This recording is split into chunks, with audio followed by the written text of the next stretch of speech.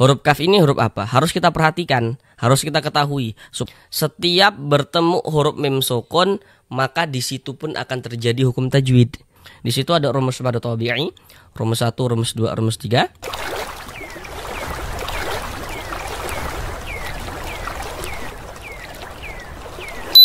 Assalamualaikum warahmatullahi wabarakatuh. Apakah Bapak dan Ibu saudara semuanya masih belum lancar dalam membaca Al-Quran, kemudian masih belum memahami ilmu tajwid? Mari belajar mengaji Al-Quran bersama kami. Akan kami jelaskan tajwidnya dengan pelan-pelan, sehingga dengan penjelasan tajwidnya yang pelan-pelan, semoga Bapak dan Ibu saudara semuanya dapat langsung dengan mudah dalam memahami ilmu tajwid Al-Quran, dapat langsung bisa mempraktekkan dengan sendirinya ketika membaca Al-Quran. Sehingganya bagi yang belum lancar dalam membaca Al-Quran, semoga bisa segera lancar dalam membaca Al-Quran. Yang sudah lancar kemudian belum memahami ilmu tajwid, semoga bisa dapat segera memahami ilmu tajwid sehingganya dapat memperbaiki bacaan Al-Qurannya. Selanjutnya kami senantiasa mendoakan semoga Bapak dan Ibu saudara semuanya senantiasa diberkahi kesehatan oleh Allah Subhanahu wa taala. Semoga dipermudah segala urusan-urusannya, dikabulkan segala hajat-hajatnya, dan semoga senantiasa dilancarkan rezekinya oleh Allah Subhanahu wa taala, diberikan rezeki yang berlimpah ruah dan barokah. Amin, amin ya rabbal alamin. Baik, mari kita mulai belajar mengaji Al-Qur'annya. Kita lanjutkan kembali belajar mengaji Al-Quran dengan penjelasan tajwidnya yang pelan-pelan. Sekarang ini kita masuk pada surah Al-Baqarah ayat 283. Pada surah Al-Baqarah ayat 283 ini akan kita bagi menjadi beberapa bagian supaya durasi videonya tidak terlalu lama. Karena di sini kami berusaha menjelaskannya itu dengan pelan-pelan supaya dapat langsung mudah dipahami tajwidnya, dapat langsung diterapkan dengan sendirinya ketika membaca Al-Quran. Pada surah Al-Baqarah ayat 283 kita saat ini masuk pada bagian yang pertama. Nah, jadi bagian yang pertama daripada surah Al-Baqarah ayat 283 ini kita akan belajar dari sini sampai selesai sini. Sekarang mari sama-sama kita baca terlebih dahulu dengan pelan-pelan, baru setelah itu sama-sama kita uraikan tajwidnya dengan pelan-pelan. A'udzu billahi minasy syaithanir rajim. Bismillahirrahmanirrahim. Wa in kuntum ala safarin wa lam tajidu katiban farihanum maqbudah. Sekarang mari sama-sama kita pelajari tajwidnya dengan pelan-pelan. Kami selalu mendoakan semoga Bapak dan Ibu saudara semuanya yang belum lancar bisa segera lancar membaca Al-Qur'annya. Kemudian yang sudah lancar belum paham tajwid semoga bisa segera memahami tajwidnya. Pertama di sini di sini ada huruf non sukun. Ini huruf non, nah ini tanda sukun. Huruf sukun atau biasa disebut juga dengan huruf mati. Nah, perhatikan media gambar di samping. Setiap kita membaca Al-Quran, ingat ya kalimatnya itu setiap. Setiap kita membaca Al-Quran, apabila bertemu dengan huruf nun sukun atau bertemu dengan salah satu tanda baca tanwin. Tanda baca tanwin itu ada 3 tuh bentuknya. Nomor 1 tuh baris 2 di atas huruf, fathatain namanya. Nomor 2 tuh. Nomor 2 baris 2 di bawah huruf kasrotain, dan yang nomor 3 dhammatain. Pokoknya setiap kita membaca Al-Quran, apabila bertemu dengan huruf nun sukun atau bertemu dengan salah satu tanda baca tanwin, maka di situ akan terjadi hukum tajwid dengan kita memperhatikan huruf setelahnya. Nah, begitu. Contohnya tuh seperti ini. Ini ada huruf nun sukun. Nah, berarti di sini akan terjadi hukum tajwid dengan kita memperhatikan huruf setelahnya. Nah, ini huruf nun sukun. Huruf setelahnya mana? Nah, kalau kami katakan huruf setelahnya, maka yang berposisi sebelah kiri daripada suatu huruf. Nah, ini huruf nun sukun. Sebelah kiri huruf nun mana? Nah, huruf kaf ini. Nah, sebelah kiri kita huruf kaf kan, ini huruf nun, sebelah kiri mana? Huruf kaf. Maka nun sukun bertemu dengan huruf kaf. Huruf kaf ini huruf apa? Harus kita perhatikan, harus kita ketahui supaya kita bisa menentukan hukum tajwidnya. Perhatikan media gambar di samping. Apabila kita membaca Al-Quran, kemudian kita itu bertemu dengan huruf nun sukun atau bertemu dengan salah satu tanda baca tanwin.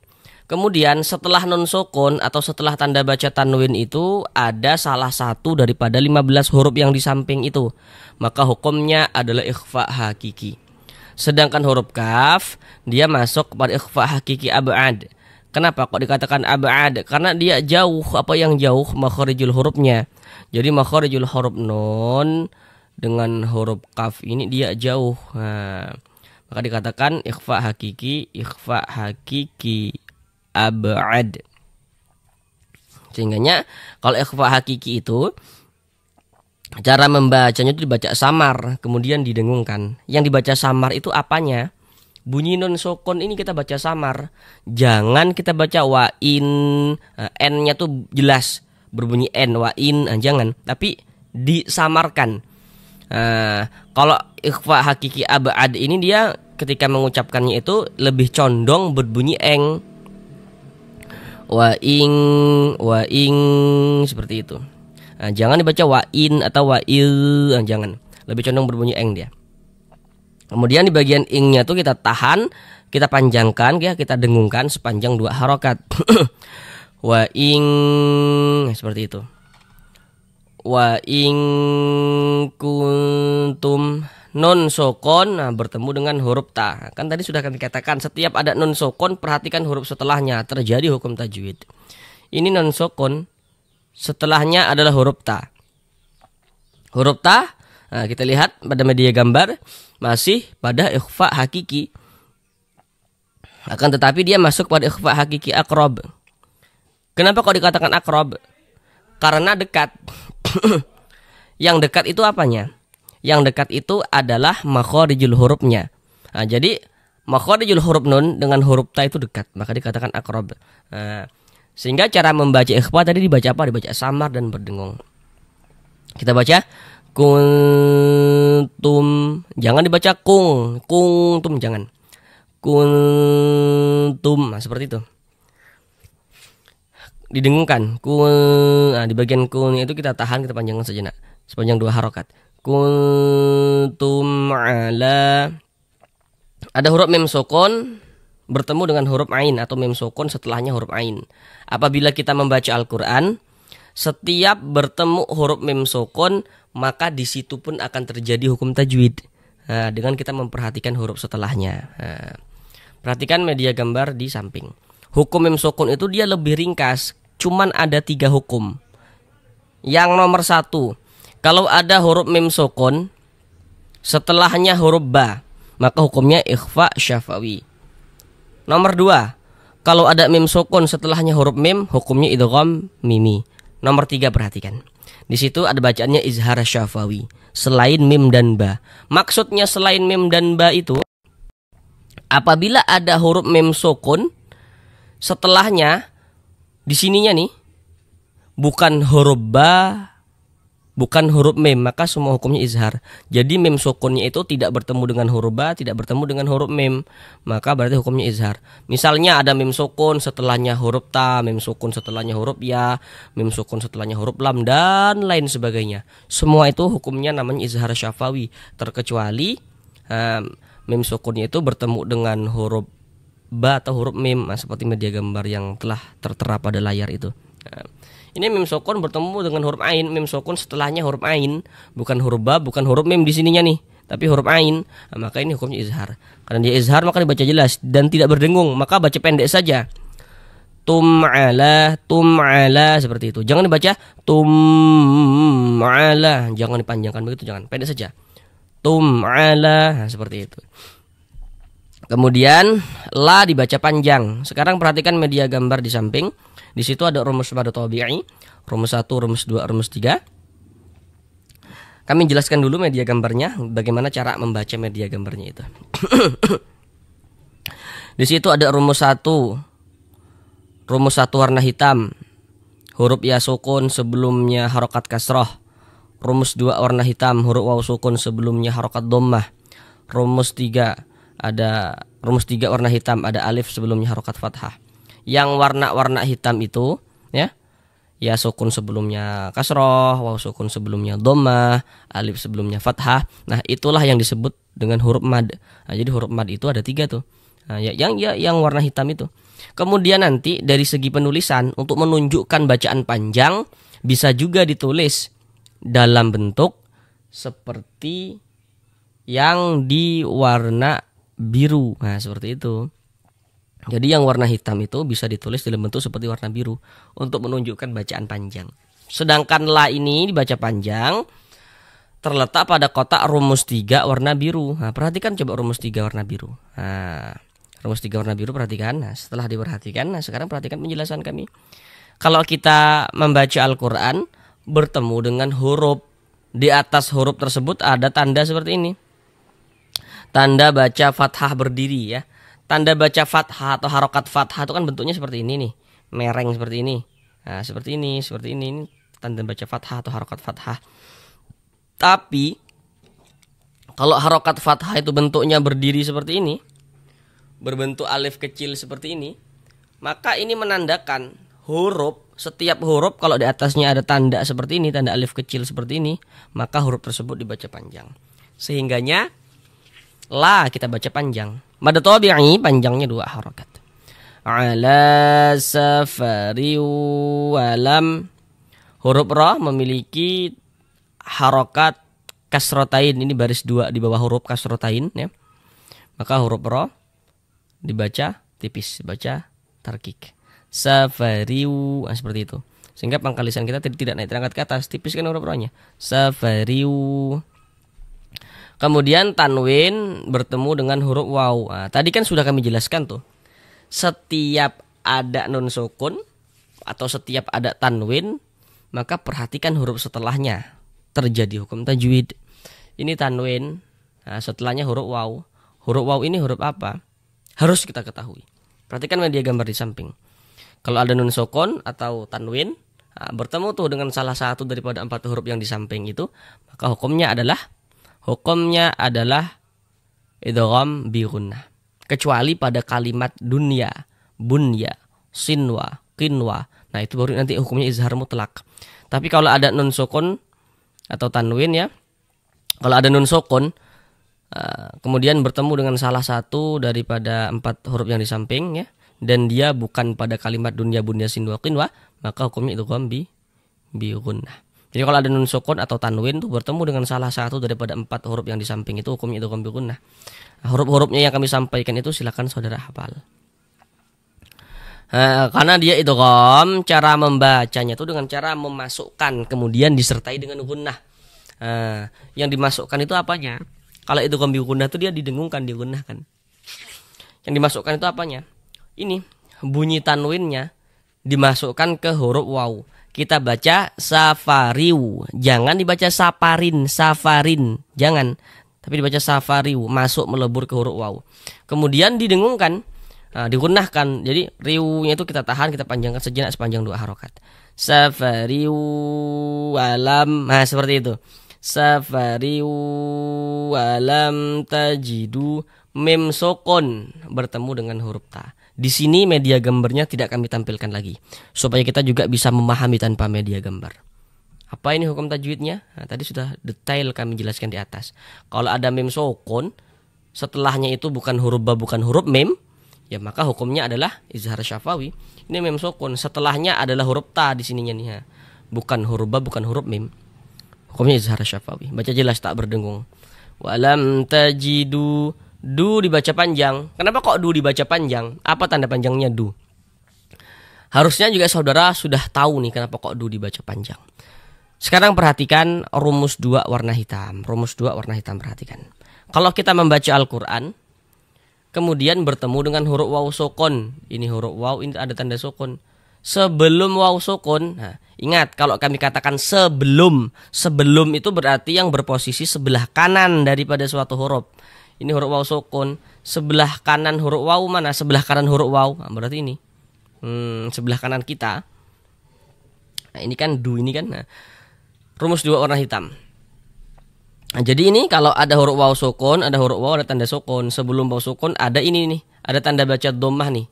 Ini namanya tanda baca dhammah atau harokat dhammah. Ada huruf waw, ada tanda sukun, sebelumnya ada tanda baca dhammah, maka huruf yang memiliki tanda baca dhammah itu dibaca panjang. Jadi kalau kita mengaji Al-Quran tuh ya, kita lihat-lihat tuh, kita perhatikan tuh. Kalau ada huruf waw, ada tanda sukun, sebelumnya ada harokat dhammah, maka huruf yang memiliki harokat dhammah itu dibaca panjang. Sehingga du dibaca panjang. Mad tabi'i panjang 2 harokat. Walam tajidu katiban. Ka dibaca panjang. Kenapa kok ka dibaca panjang? Apa tanda panjangnya? Sekarang perhatikan rumus 3 warna hitam. Nah, telah saudara perhatikan rumus 3 warna hitam. Nah, sekarang perhatikan penjelasan kami. Apabila kita membaca Al-Quran nih ya, kemudian bertemu dengan huruf alif.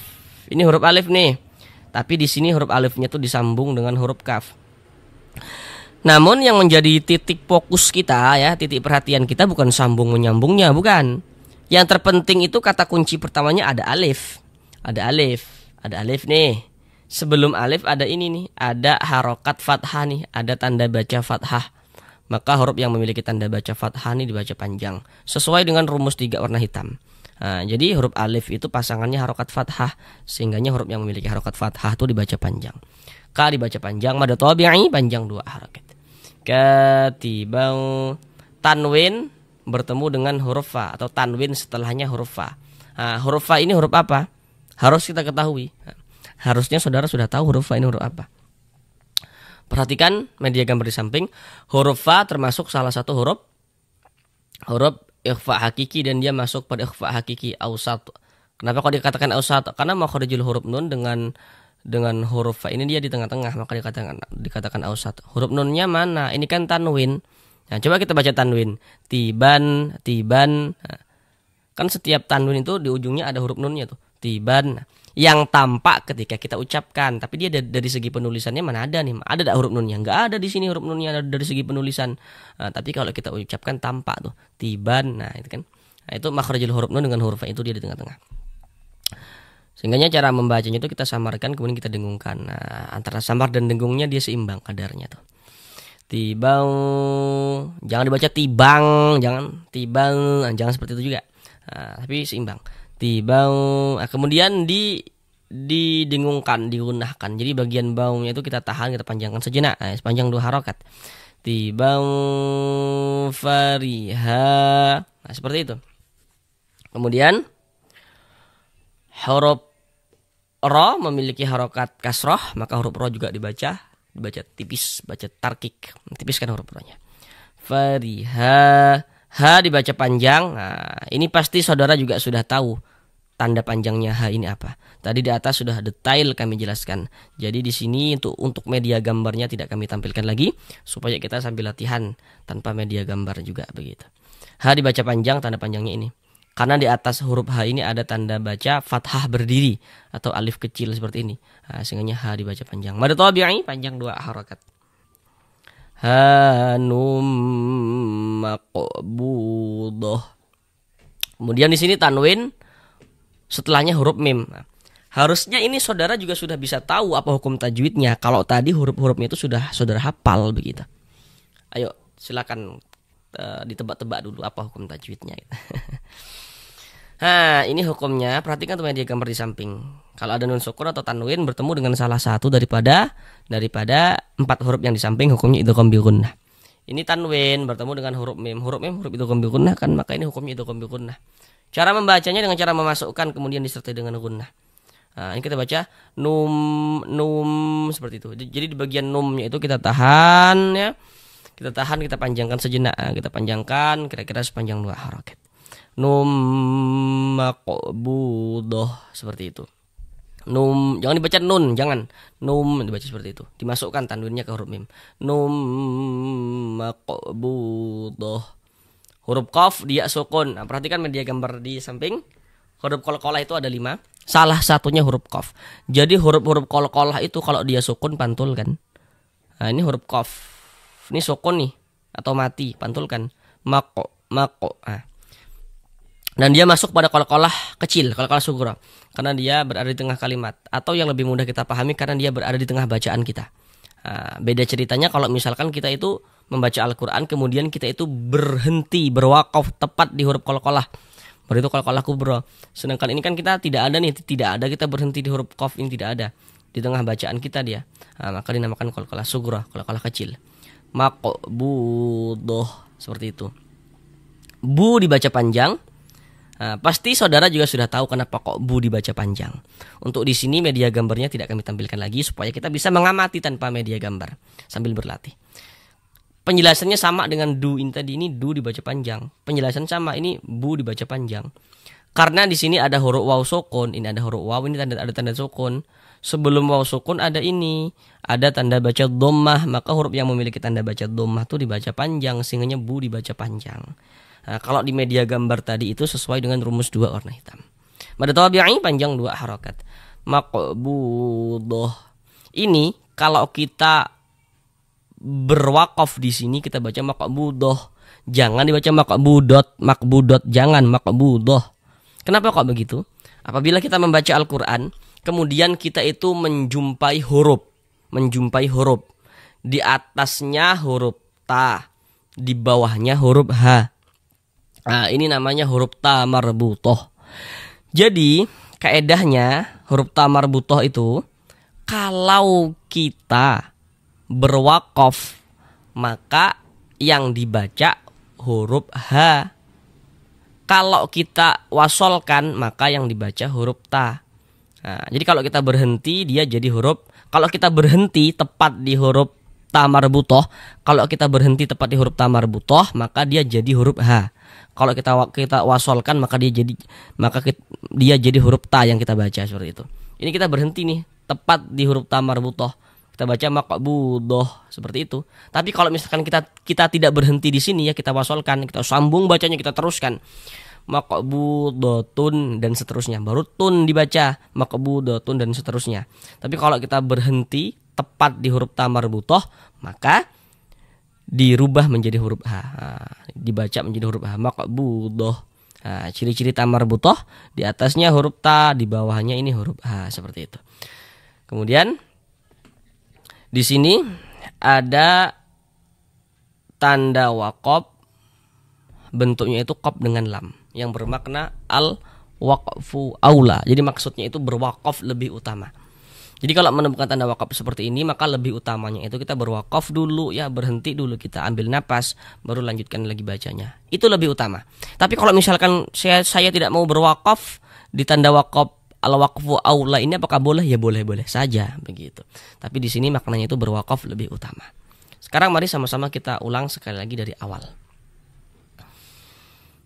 Wa in kuntum ala safari wa lam tajidu katiban farihanum maqbudah. Sampai di sini belajar mengaji Al-Quran kita. Sampai jumpa di pembelajaran yang berikutnya. Barakallahu fikum. Assalamualaikum warahmatullahi wabarakatuh.